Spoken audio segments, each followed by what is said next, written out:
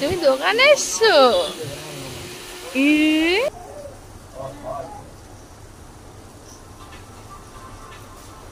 Hello everyone, good morning. কেমন আছো তোমরা সবাই? আশা করছি খুব ভালো আছো আর আমিও খুব ভালো আছি। তানুরপ্রি লাইফস্টাইল চ্যানেলে তোমাদের সকলকে স্বাগত জানাই। আমি অর্পিতা নিয়ে চলে এসেছি আর একটি নতুন ভিডিও। তো আজকের ভিডিওটা লাস্ট পর্যন্ত দেখো, আশা করি তোমাদের খুব ভালো লাগবে। তো আজ হচ্ছে আমরা চলে এসেছি পুজো দিতে। আমাদের বাড়ি থেকে একটু দূরে, একটু দূর না, বেশ ভালোই দূরে, 1-1.5 কিলোমিটার দূরে একটা শিব মন্দির আছে। তো আমরা সেখানেই চলে এসেছি পুজো দিতে। আমাদের বাড়ি অনেকেই এসছে, মানে আমি এসেছি, দিদি এসছে, আর আমার ভাইজি এসছে, বৌদি এসছে, আর মা আর সোনা বাবা এসছে। তো আমরা অনেক দিন ধরেই ভাবছি যে পুজো দিতে যাব, কিন্তু যাওয়াই হচ্ছিল না। ওই কারণে আজকে চলে এসেছি সকাল সকাল পুজো দিতে। তো এ দেখো, এখন দিদি পুজো দিচ্ছে। তো দিদির পুজো দেওয়া হয়ে গেছে, এখন ভাইজি আর বৌদি দেবে, কারণ জায়গাটা খুবই শর্ট হয়ে গেছে। তোমরা দেখতেই পাচ্ছ চারিদিকে বাঁশ খুঁটি লাগানো, কারণ মন্দিরটা আবার ঠিক করা হচ্ছে। এ দেখো, উপরে ছাদ ছিল না, আগে টিনের শেড ছিল, ওই কারণে একটা চূড়ো বানিয়ে মন্দিরটাতে ছাদ দেওয়া হয়েছে, কিছুটা জায়গা বাড়ানোও হয়েছে।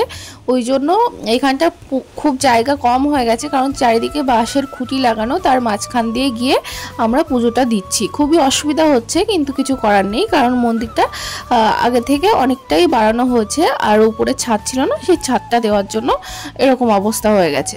এখন বৌদি পুজো দিয়ে নিচ্ছে, তারপরে আমি পুজো দেব। অনেক দিন ধরেই ভাবছিলাম যে পুজো দিতে আসবো, তো সময় হচ্ছিল না, তো ভাবলাম যে আজকে সোমবার আছে, তো ওই কারণে সোমবার দেখে আমরা আজকে পুজো দিতে এসেছি।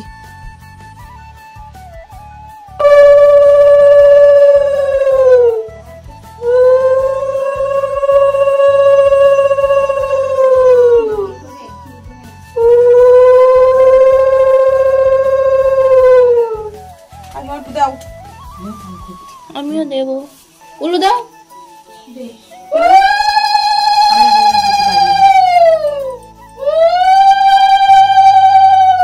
সোনা, তুমি পুজো দিতে এসেছো, কি করছো? এই যে এই যে এই যে এই যে কাকে টাটা দিচ্ছ? এইদিকে এইদিকে টাটা।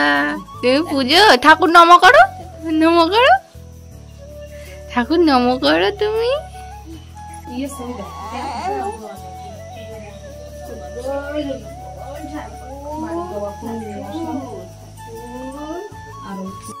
তো আমাদের পুজো দেওয়া হয়ে গেছে, এখন যাবো বাড়ির দিকে। তো সকাল থেকে কারোরই কিছু খাওয়া না, ওই জন্য প্রচণ্ড জল পিপাসা লেগে গেছিলো। তো এখান থেকে একটু জল নিয়ে নিলাম, আর হচ্ছে এখানটায় যে সজলধারার কলটা আছে, এখান থেকে আমরা একটু জল নিয়ে নিচ্ছি সবাই খাওয়ার জন্য। বোতল নিয়ে আসা হয়েছিল বাড়ি থেকে। আর বাড়িতে এসে আমি রান্নাটা বসিয়ে দিয়েছি, যেহেতু আজকে নিরামিষ পুজো দেওয়া হয়েছে, ওই জন্য আলু আর পনিরের একটা সবজি করছি। এর মধ্যে কয়েকটা পটল দিয়েছি, পটল খুবই কম ছিল, ওই জন্য যে কটা ছিল এর মধ্যে দিয়ে দিয়েছি। তো আমার রান্নাটা প্রায় কমপ্লিট হয়ে গেছে। তো আমরা বিকালবেলা একটু ঘুরতে বেরিয়ে গেছি সোনা বাবাকে নিয়ে। ও ঘরে সবসময় তো ঘরেই থাকে, ওকে নিয়ে ওই জন্য একটু বেরোনো হয়েছে। আর প্রায় সন্ধ্যা হতে চলেছে, এখন যাব বাড়ির দিকে। বাড়িতে গিয়ে আমি আর দিদি একটু যাব বাজারের দিকে, বাজারে একটু কাজ আছে, ওই কারণেই। তো চলে এসেছি বাজারে। তো বাজারে এসেছি মনার জন্য কিছু জিনিসপত্র নেব, ওই জন্যই বাজারে আসা আর কি। তো অনেক দিন ধরেই বলা হচ্ছে যে যাব, কিন্তু আশাই হচ্ছিল না। তো এই যে চলে এসেছি মনার জন্য। দিদি জিনিসপত্র দেখছে, ওর জন্য এই পলিটা দেখছিল, কারণ ওর জন্য কিছুই নেওয়া হয়নি, ওর জন্য ওটা নেওয়া হচ্ছে। আর একটা স্টিলের হাঁড়ি নেওয়া হবে। তো এটা নেওয়া হয়ে গেলে তারপরে দেখবো আর কি কি নেওয়া যায়। তুমি দোকানে এসছো?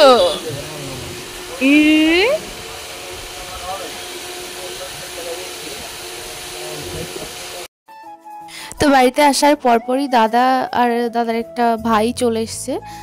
ওরা থাকবে না, ওরা এক্ষুনি চলে যাবে, ওই কারণেই একটু দোকানে চলে এসেছি কোল্ড ড্রিঙ্কস নিতে। এখন তেমন কিছুই মানে কি আর খেতে দেবো, ওই জন্য দোকানে চলে এসেছি কোল্ড ড্রিঙ্কস নিতে। ওরা থাকবে না, অনেক রাস্তা যেতে হবে, ওরা এক্ষুনি বেরিয়ে পড়বে, ওই জন্য চলে এলাম থামস আপ নিতে। তো এখন আমি ওদেরকে দিচ্ছি এগুলো, ওরা এটা খেয়েই চলে যাবে, কারণ বসবে না, মনাকে দেখার জন্যই এসছে, অনেক দিন দেখেনি, ওই জন্য মন খারাপ হচ্ছিল। আর দাদা এসেছিলো এদিকে একটা কাজে এসেছিলো, তার জন্য ওখান থেকে সোজা চলে এসছে মনাকে দেখতে। তো আমি এখন যাব ওদেরকে এই কোল্ড ড্রিঙ্কসগুলো দিতে। এদিকে তো সোনা বাবাকে দেখে খুবই খুশি, ও এখন ওর কাকুর কোলে আছে, কিন্তু ওর কাকুর কোলে থাকতে চাইছে না, চিৎকার করছে। তো ওদেরকে দেওয়ার পর আমি একটু নিয়ে নিলাম। প্রচণ্ড গরম লাগছে, দেখেই বুঝতে পারছো পুরো ঘেমে গেছি। ওই জন্য ওদেরকে দেওয়ার পর ওরা চলেও গেছে বাড়িতে। ওরা বাড়িতে চলে যাওয়ার পরে আমি একটু গ্লাসে নিয়ে নিয়েছি থামস আপ। আর দিদি ওদিকে ময়দা মাখতে শুরু করে দিয়েছে, কারণ এখন বানানো হবে লুচি আর ঘুগনি।